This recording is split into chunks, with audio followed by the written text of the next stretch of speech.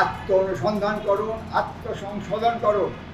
সকল পুরনো রাজনৈতিক দল, সকল পুরনো রাজনীতিবিদ বা ভবিষ্যতে যারা আসতে যাচ্ছেন, ভবিষ্যতের রাজনৈতিক দল, ভবিষ্যতের রাজনীতিবিদ, আপনারা কি আসলেই নিঃস্বার্থ জনসেবার জন্য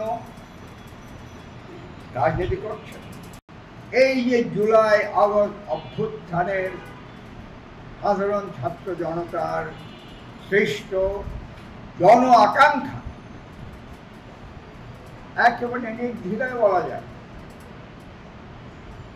প্রত্যেকটি মানুষের, শিশু কিশোর নারী পুরুষ সবার যে আকাঙ্ক্ষা সৃষ্টি হয়েছে একটা সামাজিক পরিবর্তনের, একটা রাজনৈতিক পরিবর্তনের, একটা প্রশাসনিক পরিবর্তনের, একটা ব্যবসায়িক পরিবর্তনের, শিক্ষার পরিবর্তনের, স্বাস্থ্য ব্যবস্থার পরিবর্তনের, এই পরিবর্তনগুলোর ভিত্তি যেটা আমরা বলছি সংস্কার, এই সংস্কারগুলিকে আসলে তারা করবেন,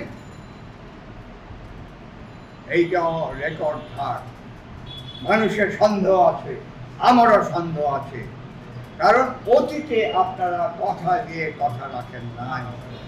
90 সালে 3 জোটের রূপরেখা করেছিলেন, ক্ষমতায় যাওয়ার পর একে বেমালুম হয়ে গেছে। আত্ম অনুসন্ধান করুন, আত্মসংশোধন করুন। সকল পুরনো রাজনৈতিক দল, সকল পুরনো রাজনীতিবিদ বা ভবিষ্যতে যারা আসতে যাচ্ছেন, ভবিষ্যতের রাজনৈতিক দল, ভবিষ্যতের রাজনীতিবিদ, আপনারা কি আসলেই নিঃস্বার্থ জনসেবার জন্য রাজনীতি করছেন? বাংলাদেশে কোনো রাজনীতি নাই, বাংলাদেশে কোনো রাজনীতিবিদ নাই। কেন বললাম? দেখেন 54 বছরের ইতিহাস, অনেকে বলেছেন। রাজনীতির সংজ্ঞাটা আমি আমার তরফ থেকে দিই, তার সাথে মিলালে বুঝব। আমি কিন্তু রাজনীতি করছি প্রায় 25 বছর থেকে। অবসরের পর আর কোনো কিছুতে না গিয়ে এটাতেই নিয়োজিত ছিলাম। সুতরাং যারা নিজেদেরকে রাজনীতিবিদ দাবি করেন তাদের কারো চাইতে আমার রাজনৈতিক, সাংগঠনিক, দলীয় অভিজ্ঞতা কম নয়।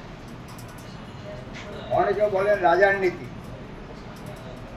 আমার ছোট ভাই বলে, আমি বলি না ভাই, এটা বিবেচনা কথা। রাজনীতি কোনো রাজার নীতি নয়। রাজার রাজত্ব শেষ হয়ে গেছে কত শত বছর আগে। রাজনীতি হচ্ছে মূলত, আমি বলবো এটা জনসেবা, সমাজ সেবা, রাষ্ট্রের সেবা। কিভাবে? নিঃস্বার্থ। আপনি রাজনীতি থেকে একটা পয়সাও কামাই করতে পারবেন না।